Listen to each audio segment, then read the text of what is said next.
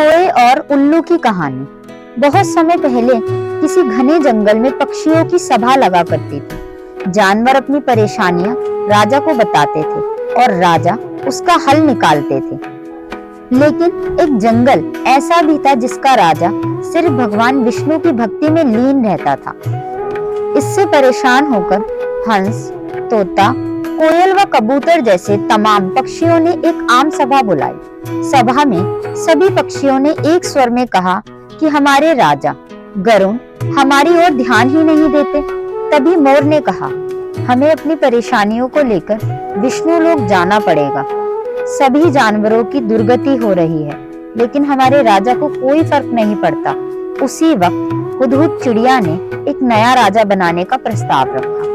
कोयल ने कू कू और मुर्गे ने कुकड़ू कू की आवाज निकालकर इसका समर्थन किया। इस तरह घंटों चली सभा में परेशान पक्षियों ने आम सहमति से एक नया राजा चुनने का फैसला लिया।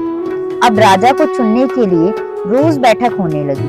कई दिनों तक चर्चा करने के बाद सभी ने आपसी सहमति से उल्लू को राजा चुन लिया। नए राजा का चुनाव होते ही सभी पक्षी उल्लू के राज्याभिषेक की तैयारियों में जुट गए। तमाम तीर्थ स्थलों से पवित्र जल मंगवाया गया और राजा के सिंहासन को मोतियों से जड़ने का कार्य तेजी से होने लगा। सारी तैयारियां होने के बाद उल्लू के राज्याभिषेक का दिन आया। मुकुट, माला, सब सामान तैयार था। तोते मंत्र पढ़ रहे थे। तभी दो तोते ने राज्याभिषेक से पहले उल्लू से लक्ष्मी मंदिर जाकर पूजन करने को कहा। उल्लू फौरन तैयार हो गया और दोनों तोतों के साथ पूजा के लिए उड़ गया। उसी समय इतनी तैयारियां और सजावट देखकर कोआ भी आ गया। कोए ने पूछा, अरे इतनी तैयारियां किस खुशी में हैं? उत्सव क्यों मनाया जा रहा है? इस पर मोर ने कोए से कहा, हमने जंगल का एक नया राजा चुना है। आज उनका राज्याभिषेक होना है, उसी के लिए ये सब सजावट की गई है। इतना सुनते ही गुस्से से लाल कोए ने कहा, ये फैसला लेते समय मुझे क्यों नहीं बुलाया गया? मैं भी तो एक पक्षी हूँ। इस बात का जवाब तुरंत मोर ने देते हुए कहा, यह फैसला जंगली पक्षियों की सभा में लिया गया था।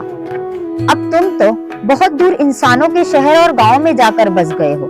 गुस्से में काले कोए ने पूछा, किसे तुमने राजा चुना? तो मोर ने बताया, उल्लू को। ये सुनते ही कोआ और गुस्से में आ गया। वो अपना सिर जोर जोर से पीटकर काव काव करने लगा। मोर ने पूछा, अरे क्या हुआ तुम्हें?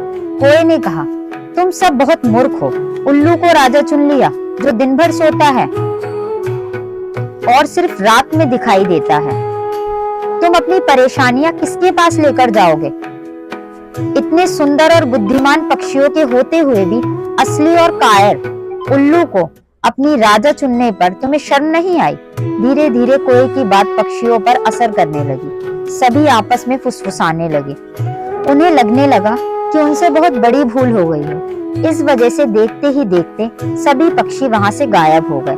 राज्याभिषेक के लिए सजी जगह पूरी सूनी हो गई। अब जैसे ही उल्लू और दो तोते वापस आए तो उन्होंने जगह को सूना पाया।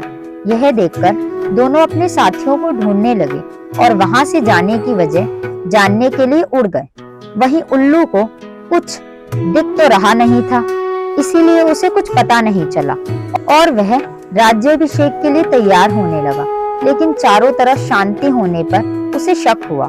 उल्लू जोर से चिल्लाया, कहाँ गए सब?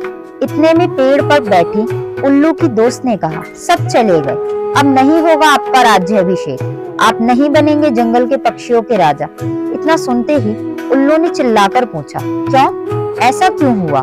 उल्लू की दोस्त ने बताया, एक कोआ आया था और उसने सभी को पट्टी पढ़ाई। इसी वजह से सब यहाँ से चले गए। बस वही कोआ यहाँ पर है। ये सुनते ही उल्लू का राजा बनने का सपना चूर चूर हो गया। दुखी उल्लू ने कोए से कहा, तूने मेरे साथ ऐसा क्यों किया? लेकिन कोए ने कोई जवाब नहीं दिया। इतने में उल्लू ने ऐलान कर दिया, आज से कोआ मेरा दुश्मन है। आज से सभी कोए उल्लुओं के दुश्मन होंगे और ये दुश्मनी कभी खत्म नहीं होगी। इतना कहकर उल्लू उड़ गया। उल्लू की धमकी सुनकर कोआ बहुत परेशान हो गया। और कुछ देर तक सोचने लगा।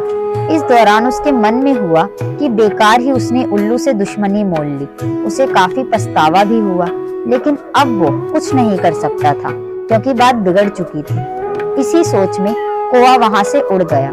तब से उल्लू और कौवे की दुश्मनी चलती आ रही है, इसलिए मौका मिलते ही उल्लू कौवे को मार देते हैं और कौवा उल्लुओं को। कहानी यहीं समाप्त होती है। इस कहानी से हमें यह सीख मिलती है कि दूसरों के मामले में हस्तक्षेप करना भारी पड़ सकता है। दूसरों का काम बिगाड़ने की आदत उम्र भर की दुश्मनी दे सकती है।